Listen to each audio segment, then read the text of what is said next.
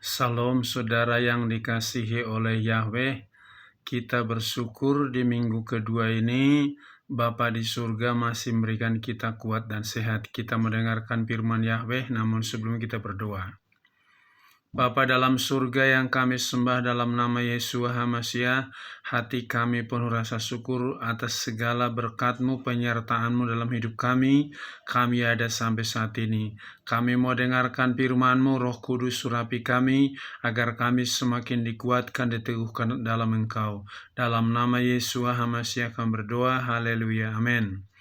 Pada kesempatan ini, sebuah firman yang terambil dari Lukas pasal 6 ayat 36 yang berbunyi demikian.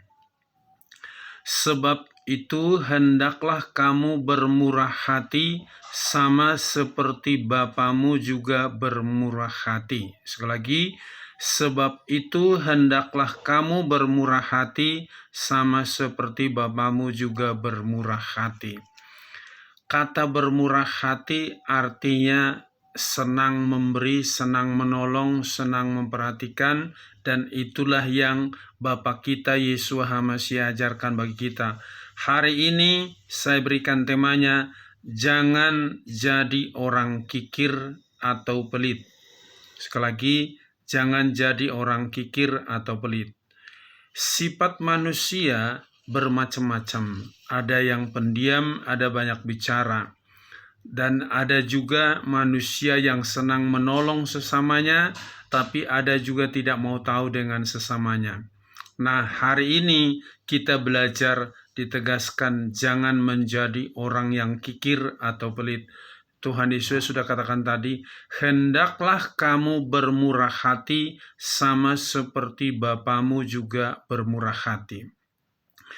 Kalau kita ingat bahwa kenapa banyak orang sekarang ini, apalagi ini akhir zaman, makin keadaan dunia makin sulit, maka manusia makin egois, masa bodoh dengan orang lain. Karena apa? Situasi dunia ini membuat dia tidak lagi bermurah hati seperti Bapa di surga.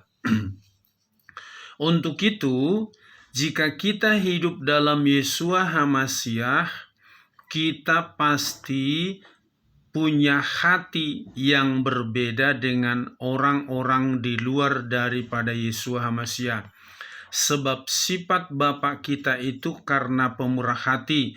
Bagaimana ketika manusia jatuh dalam dosa, tidak bisa menebus dosanya, maka Yahweh itu sendiri berubah jadi manusia dan dia hidup di dalam Yesus HaMasiah. Di dalam Yohanes pasal 3:16, karena begitu besar kasih Elohim akan dunia ini sehingga ia mengaruniakan putranya yang tunggal supaya setiap yang percaya kepadanya tidak binasa melainkan beroleh hidup yang kekal. Saudaraku, Bapa kita itu penuh kemurahan. Ketika ada orang lapar, dia memberi makan. Ketika ada orang sakit, dia sembuhkan orang sakit. Ketika murid-muridnya sedang dilanda oleh badai, dia datang untuk meneduhkan badai itu, penuh dengan kemurahan. Jadi kalau hati kita ada Yesus HaMasiah, otomatis kita mempunyai sifat sama seperti Bapa kita itu, tidak menjadi orang yang kikir, tapi punya hati yang bermurah hati. Nah, ada beberapa contoh, saya berikan contoh sederhana yang tidak kikir atau tidak pelit, yaitu bermurah hati, yaitu janda di Sarpat. Di dalam 1 Raja-Raja pasal 17 ayat 8-16, bagaimana Nabi Elia sedang butuh makan, dia datang ke rumah janda di Sarpat ini. Dan Yahweh katakan, minta makan dari janda itu, dan dia beri, sementara tepung di dalam tempayan tinggal sekali masak, minyak dalam buli-buli sekali masak. Tapi dia bermurah hati, maka Yahweh memberkati tempat daripada persediaan makanan daripada janda di Sarpat itu.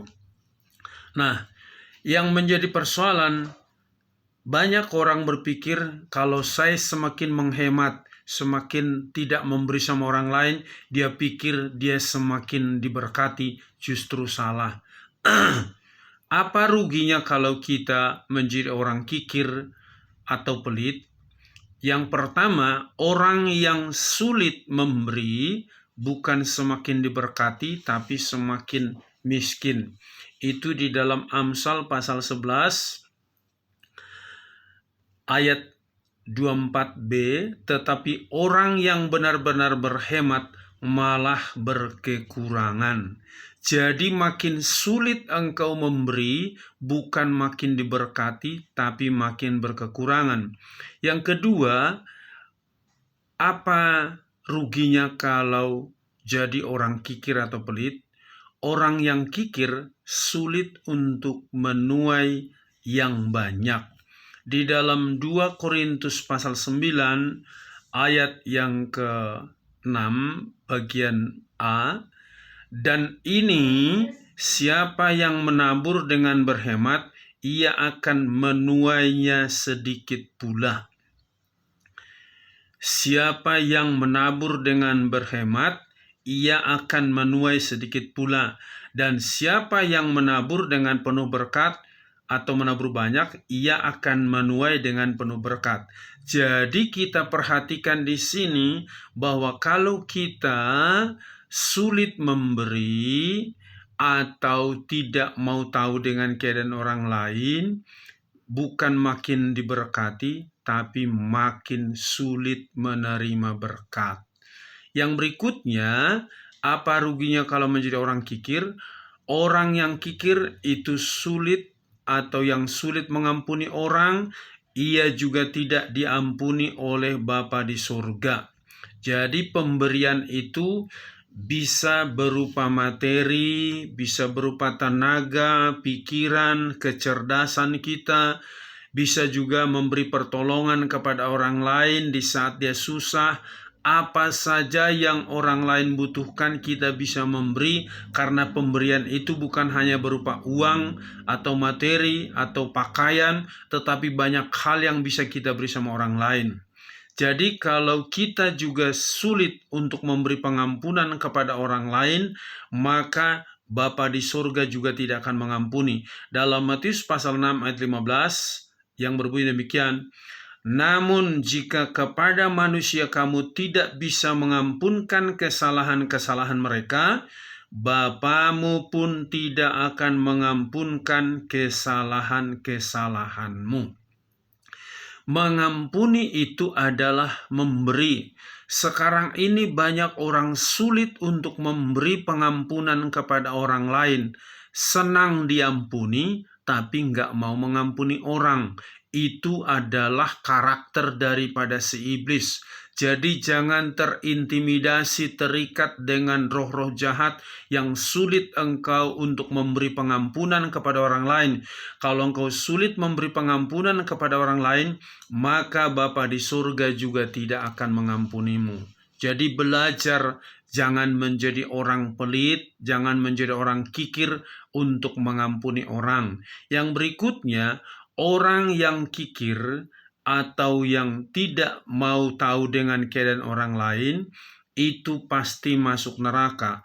Di dalam Matius pasal 25, di ayat 42 sampai dengan ayat 46 yang berbunyi demikian.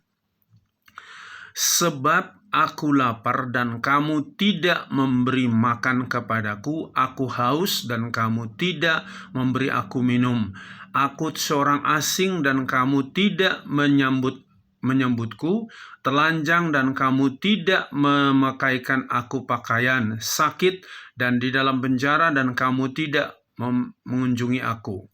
Pada waktu itu mereka pun akan menjawab kepadanya dengan mengatakan, Tuhan, kapankah kami melihat engkau lapar atau haus atau seorang yang asing atau telanjang atau sakit atau dalam penjara dan kami tidak melayani engkau? Kemudian dia akan menjawab kepada mereka sambil berkata, sesungguhnya aku berkata kepadamu, Apa saja yang tidak kamu lakukan kepada seseorang yang terkecil ini, kamu juga tidak melakukan kepadaku. Dan mereka ini akan menuju ke dalam penghukuman kekal, tetapi orang-orang benar masuk ke dalam kehidupan kekal.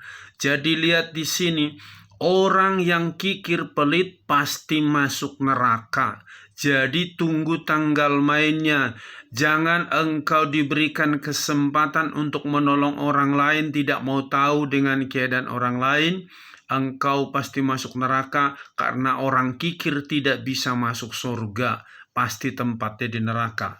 Nah, sekarang apa untungnya kalau kita yaitu suka memberi atau tidak pelit? Pertama-tama, orang yang suka memberi pasti diberkati oleh Yahweh. Di dalam Amsal 11 ayat yang ke-24 bagian B, tetapi orang yang benar-benar di bagian A, ada orang yang menyebar harta tetapi bertambah kaya. Di dalam Amsal 11 ayat 24 bagian A, ada orang yang menyebar harta tetapi bertambah kaya. Janda di Sarpat tadi dia tinggal makan sekali, tetapi ketika disuruh untuk memberi, justru dia memberi. Selama kelaparan di Sarpat itu, justru janda ini diberkati, semakin diberkati karena apa? Di dalam kekurangan dia justru memberi. Jadi untungnya kalau kita suka memberi atau tidak pelit, tidak kikir, kita pasti diberkati oleh Bapa Yahweh itu. Maka dalam situasi dunia yang semakin hari semakin sulit, jangan engkau sulit untuk memberi, termasuk pengampunan tadi, pertolongan kepada orang lain. Ketika engkau melihat ada orang kecelakaan, jangan pura-pura tidak tahu, atau ada orang yang bisa kau tolong, engkau punya pengetahuan, punya kecerdasan, harusnya engkau berbagi kepada orang lain. Tolong orang lain supaya apa? Engkau semakin diberkati oleh Bapa Yahweh itu. Yang kedua, apa untungnya kalau kita suka memberi atau tidak pelit, tidak kikir? Yang kedua adalah orang yang suka memberi pasti berbahagia. Di dalam Kisah Rasul pasal 20 ayat yang ke-35 bagian B, perkataan-perkataan Tuhan Yesus bahwa dia telah berkata adalah lebih berbahagia memberi daripada menerima. Kalau engkau sudah hidup di dalam Yeshua HaMasiah, dipenuhi Roh Kudus, sifat Bapa itu bekerja di dalam dirimu, sebagaimana Tuhan Yesus tinggalkan surga, datang ke dunia, memberi kehidupan bagi manusia, dia mati di atas kayu salib untuk mengambil semua kutuk yang ditimpakan kepada manusia akibat dosa. Dia beri tubuh dan darahnya. Dia beri kehidupannya agar manusia diselamatkan. Maka seharusnya kalau benar-benar engkau hidup dalam Yeshua HaMasiah, dipenuhi Roh Kudus, engkau bukan menjadi orang yang kikir, tetapi menjadi orang yang senang memberi, suka memberi, seperti sifat Bapa di surga. Karena kita tahu tadi bahwa orang yang senang memberi itu pasti berbahagia.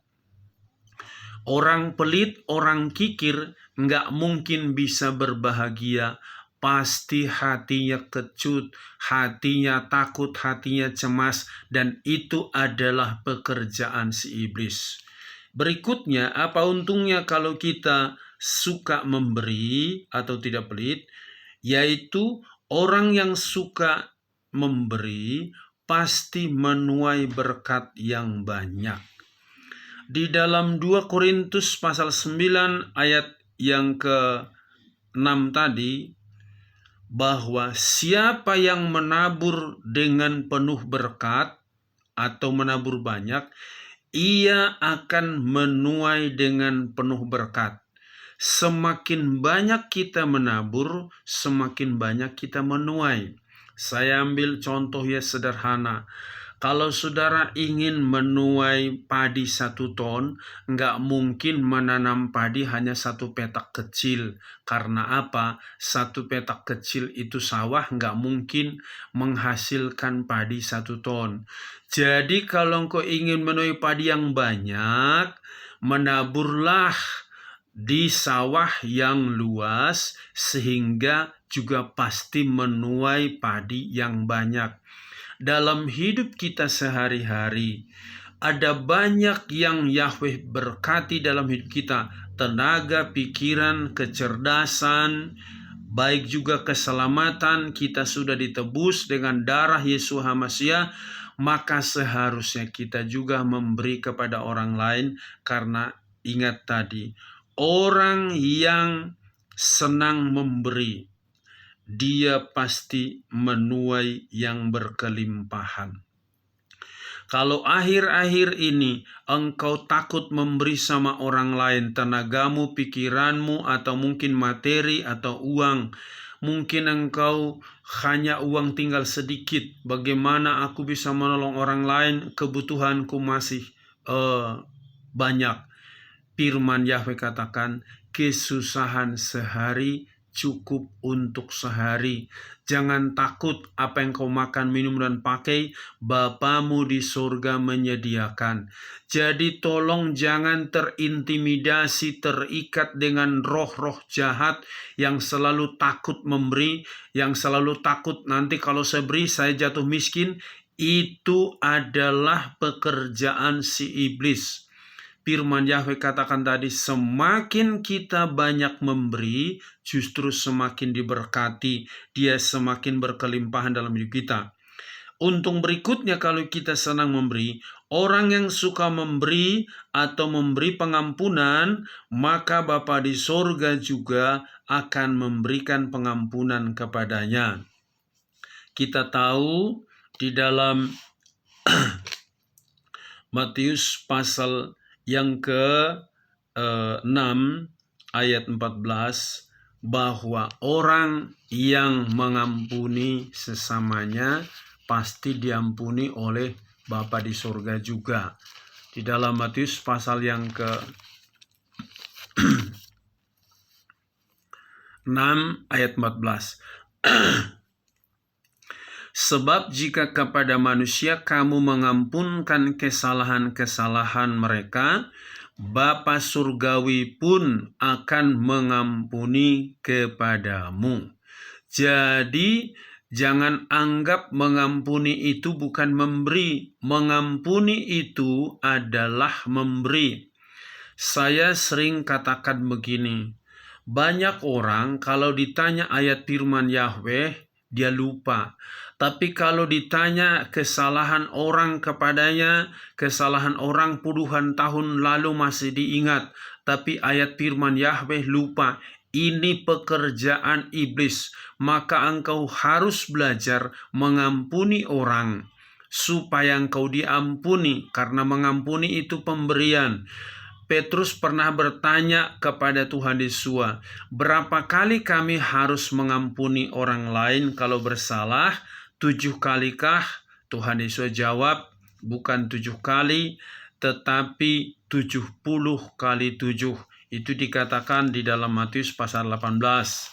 Ya, bahwa Tuhan Yesus mengajarkan kita dalam Matius pasal 18 ayat yang ke-22, Yesus berkata kepadanya, aku tidak berkata kepadamu sampai 7 kali, melainkan sampai 70 kali 7. 490 kali. Sementara 1 tahun cuma 365 hari. Bayangkan saudaraku, kita diberi napas hidup setiap hari oleh Bapa di surga. Orang lain punya salah enggak tiap hari bagi kita. maka kita harus belajar memberi pengampunan kepada orang-orang bersalah kepada kita. Sebagaimana Stefanus ketika dirajam pakai batu karena memberitakan Injil, dia memberi pengampunan kepada orang-orang yang melempari dia dengan berdoa, "Bapa, ampunilah mereka karena mereka tidak tahu apa yang mereka perbuat." Jadi jangan sampai ketika Tuhan Yesus datang kedua kalinya, engkau tidak bisa mengampuni orang lain, sebagaimana Tuhan Yesus katakan tadi, orang yang tidak bisa mengampuni kesalahan orang lain, maka Bapa di surga juga tidak mengampunimu. Maka kalau tidak diampuni, otomatis engkau tidak bisa masuk surga. Jadi berilah pengampunan kepada orang lain. Siapa yang pernah merugikan engkau, menipu engkau, menyakiti engkau, beri pengampunan kepada mereka. Jangan jadi orang yang kikir memberi pengampunan, sulit memberi pengampunan. Kalau engkau sulit memberi pengampunan, engkau tidak bisa masuk surga. Jadi masih ada kesempatan.